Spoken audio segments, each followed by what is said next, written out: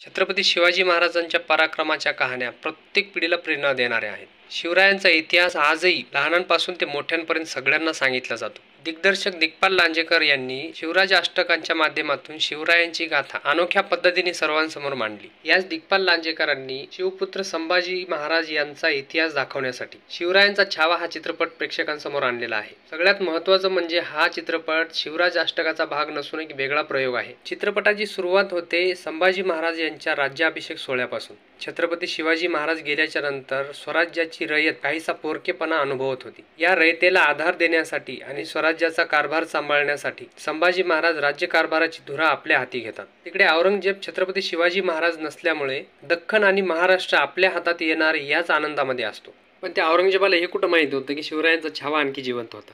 शिवरायांचा छावा या चित्रपटाची एक विशेष गोष्ट सांगायची झाली ना तर ती म्हणजे अशी आहे की आजपर्यंत आपण बघितलेलं आहे की छत्रपती शिवाजी महाराज आणि छत्रपती संभाजी महाराज यांच्यामधले मतभेद किंवा मग त्यांच्या विरुद्ध केलेले कटकारस्थान, राजकारण, ह्या सगळ्या गोष्टी आपण याआधी बऱ्याचशा चित्रपटामध्ये, नाटकामध्ये बघितलं होतं. शिवरायांचा छावा या चित्रपटामध्ये मात्र ह्या सगळ्या गोष्टी आपल्याला दूरदूरपर्यंत दिसत नाही.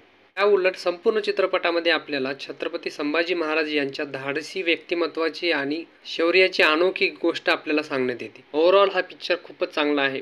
काही ठिकाणी गणलेला आहे, पण त्या सगळ्या गोष्टी मी बोललो तर स्पॉइलर होईल. त्यापेक्षा पिक्चर तुम्ही जाऊन नक्की बघू शकता. तुमच्या लहान मुलांना, तुमच्या घरच्यांना घेऊन जाऊ शकता.